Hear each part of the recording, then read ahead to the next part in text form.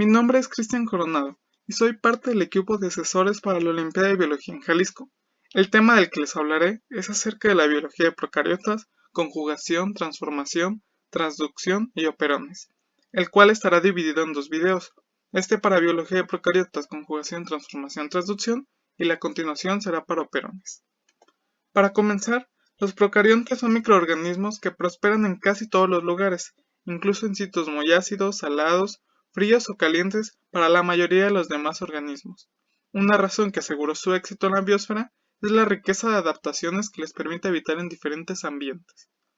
Las células procariontes se clasifican en dos dominios, bacteria y arquea, que difieren en muchas características estructurales, fisiológicas y bioquímicas. Son unicelulares, pequeñas, aproximadamente de 0.2 a 5 micrómetros, con su ADN localizado en una región denominada nucleoide, que no está rodeada por una membrana, por lo que no tiene núcleo, de ahí su nombre procariota antes del núcleo. Su división celular es principalmente por fisión binaria, no hay centriolos, uso mitótico ni microtúbulos. Su cromosoma es circular y no hay organelos. Una característica muy importante de casi todas las células procariontes es su pared celular, la cual mantiene la forma de la célula, proporciona protección física y osmótica. La mayor parte de las paredes celulares de las bacterias contienen peptidoglucano, que es una red de polímeros de azúcar modificados unidos con polipéptidos cortos a través de enlaces cruzados. Esta envoltura molecular encierra todas las bacterias y permite la adhesión de otras moléculas que se extienden desde su superficie. Las paredes celulares de las arqueas contienen una variedad de polisacáridos y proteínas, pero carecen de peptidoglucanos. Existe una técnica denominada tinción de Gram para clasificar muchas especies bacterianas en dos grupos, en función de las diferencias en la composición de sus paredes celulares. Esta consiste en teñir las bacterias con un colorante violeta y yodo. Se lavan con alcohol y luego se tiñen con un colorante rojo. La estructura de la pared determina la respuesta de la tinción.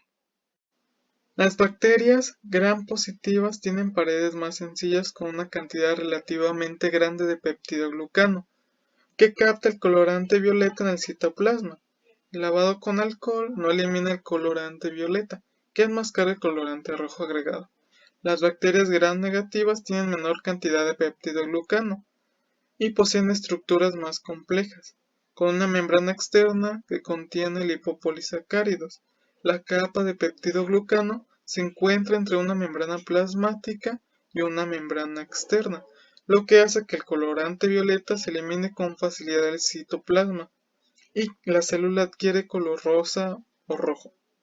La tinción de Gram es una herramienta de identificación útil en medicina. Entre las bacterias productoras de enfermedades, las especies gram negativas suelen ser más peligrosas que las gram positivas.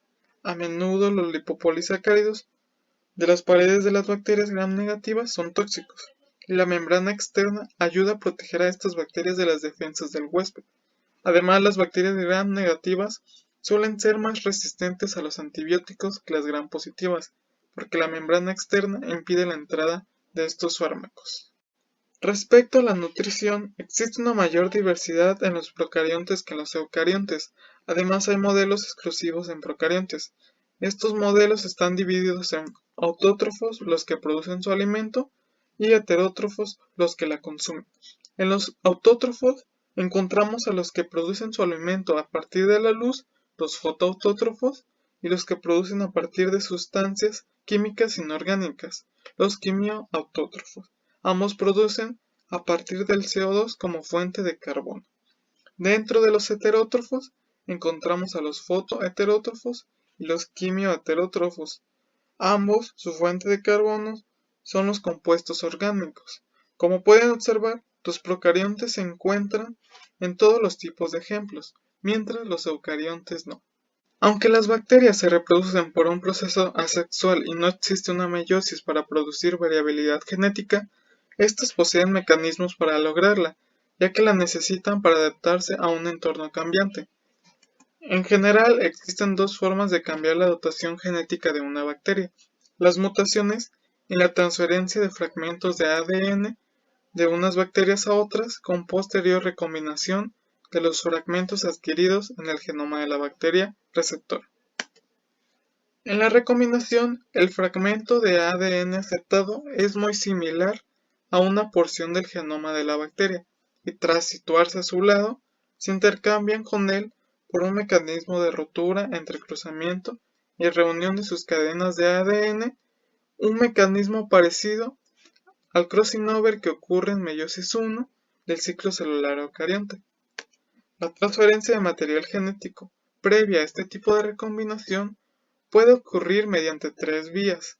La primera es la penetración de ADN desnudo directamente a través de la pared de la célula receptora, que es llamada transformación. La segunda, mediante un bacteriófago que infecta diferentes poblaciones bacterianas, llamada transducción. Y la tercera, por transferencia de material genético desde las bacterias donadoras a las receptoras, llamada conjugación. Ahora veremos en qué consiste cada una. La transformación es la entrada de fragmentos de ADN exógeno en el interior de la bacteria, el cual puede intercambiar segmentos con el cromosoma bacteriano. Como podemos ver en la imagen, existen fragmentos de ADN que ingresan a la bacteria y por recombinación genética se integran al genoma bacteriano. Un ejemplo son las bacterias de una cepa inofensiva de Streptococcus pneumoniae, que pueden transformarse en células causantes de neumonía por la captación de ADN de un medio que contiene células muertas y trituradas de la cepa patógena. Esta transformación se produce cuando una célula viva no patógena toma un trozo de ADN portador del rasgo de la patogenicidad y codifica para una cubierta celular que protege a la bacteria del sistema inmune del huésped. El rasgo extraño se incorpora en el cromosoma de la célula no patógena, reemplazando el rasgo sin cubierta por recombinación.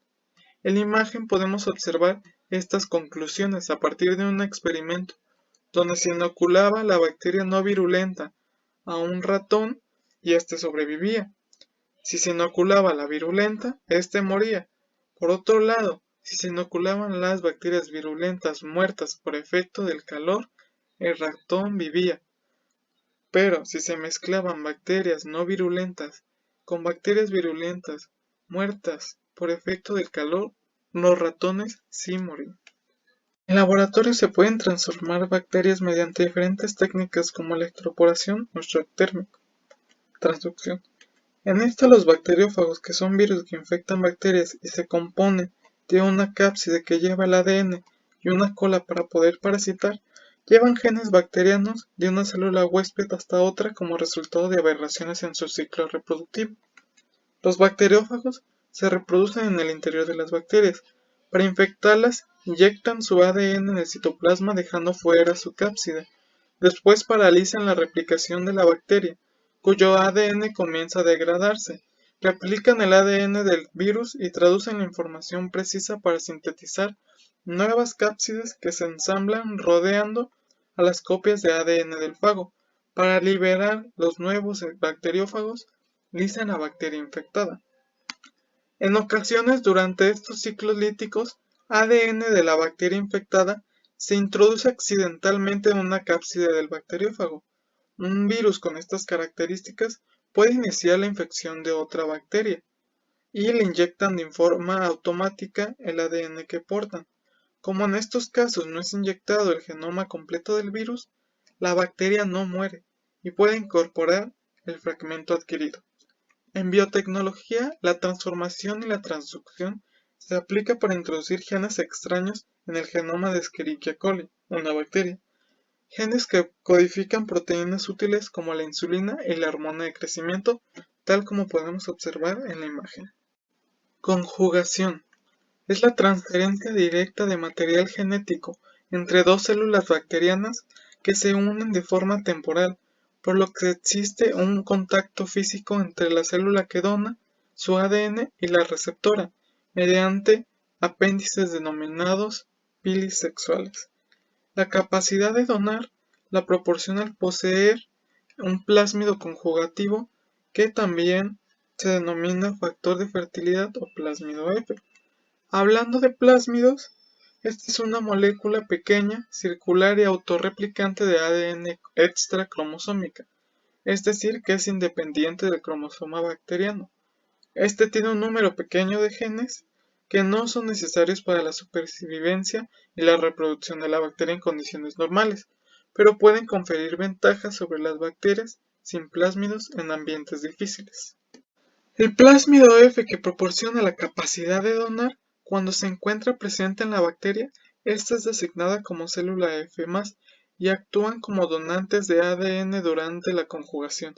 Por tanto, las células que carecen del factor F, designadas como F-, actúan como receptoras durante la conjugación.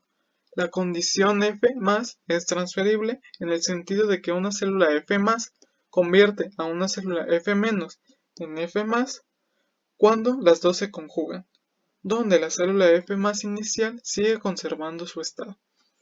Una conjugación conocida entre bacterias son los plásmidos R, que confieren resistencia específica a ciertos antibióticos como la tetraciclina o la ampicilina.